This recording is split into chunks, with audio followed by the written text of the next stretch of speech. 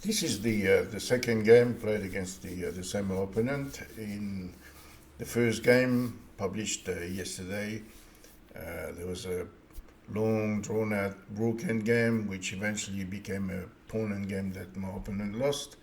So now I'm white, and the first move is e4. He plays e5, knight here, d6, that's the Philidor defense.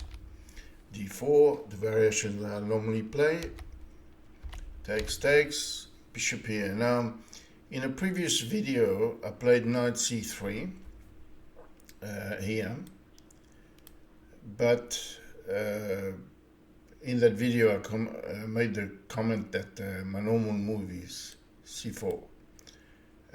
And so today I played the move I normally play. And the idea here is to get a bind on the center.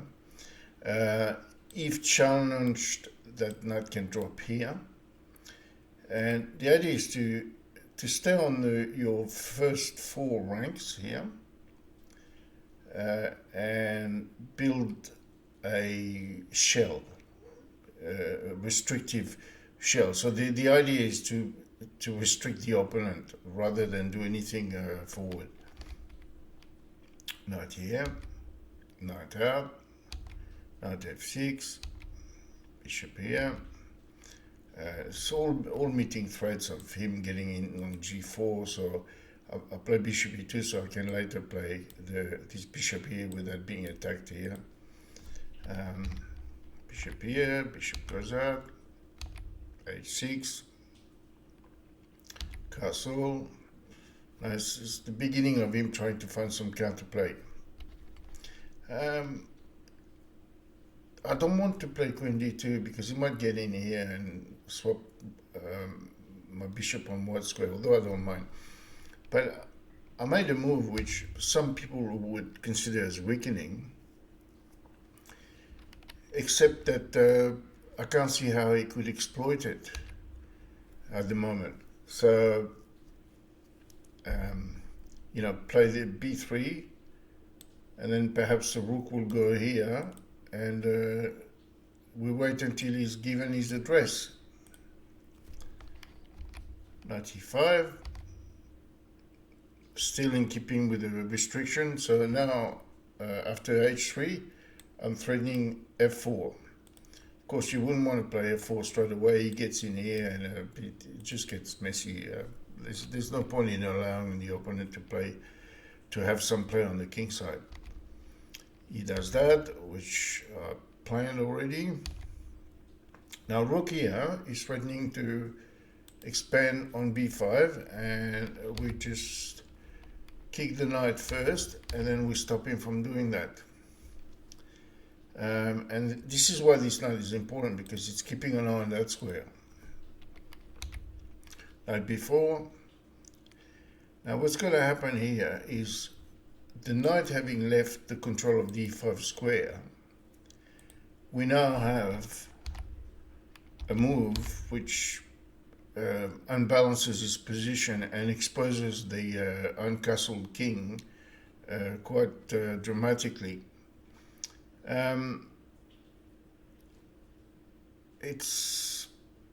He takes, what else? But as you can see, he's got two squares here, this one and that one, and neither are good. He goes on h7, which has the merit of allowing castling.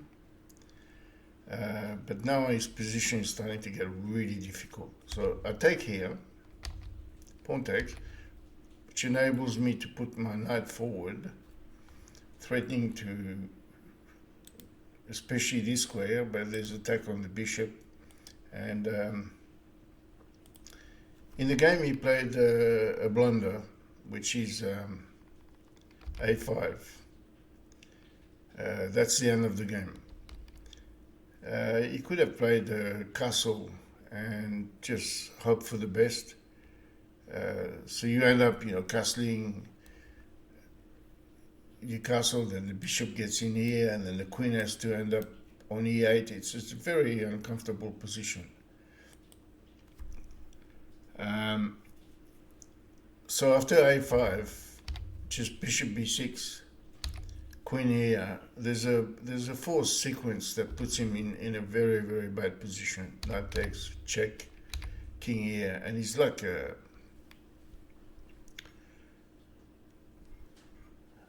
sitting duck in the middle there.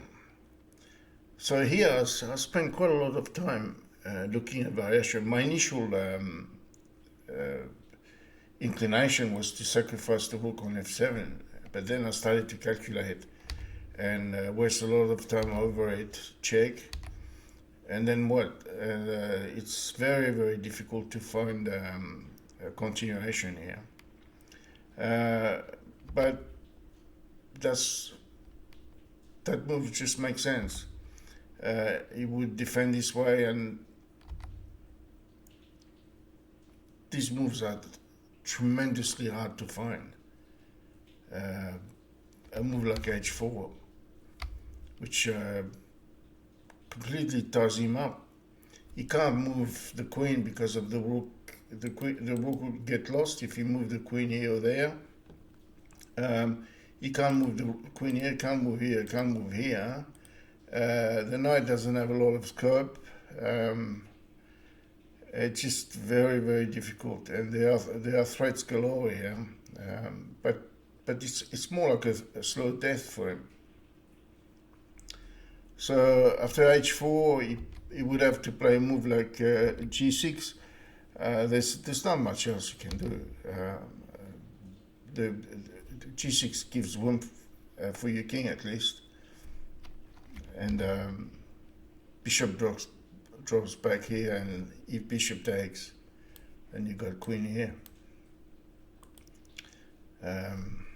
It's not looking good, but he's got a few moves to.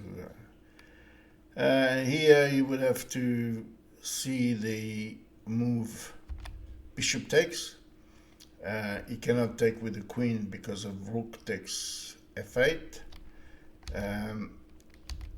And then you would have to see this move. It's just too far to calculate. And he's winning, no doubt about that. So after check, king back. Also, the recommended move by the computer, by the way, is e6.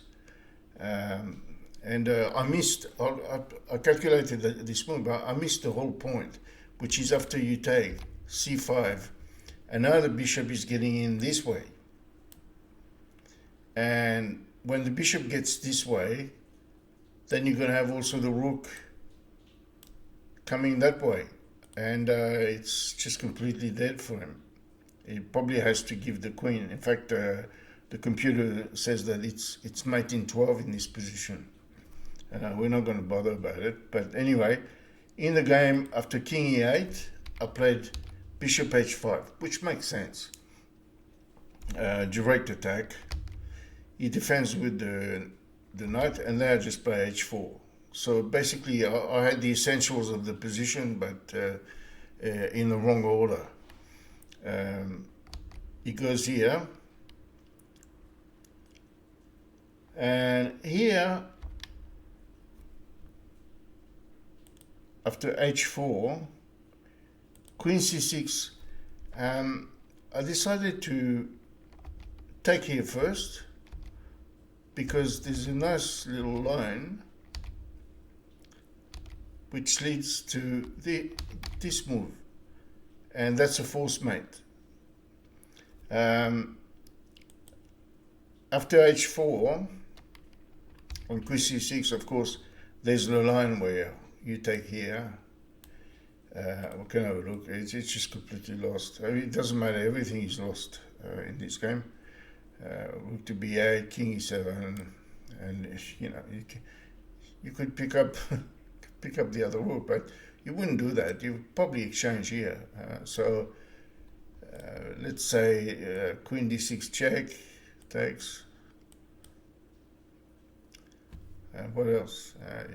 You can't even really take here. It's complete disaster. So anyway, it ends up with similar line. The fact that you've got an extra rook on the board really doesn't make any difference.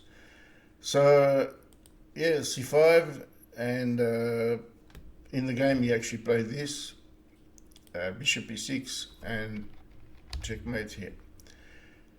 So it's very interesting what can happen in an opening where it was very quiet. I was just building up in my first 4 ranks, restricting his moves, and then he made the mistake of getting the pawn here, which led to a series of exchanges. But first, there was the push here on e5, which put his knight on a very bad square.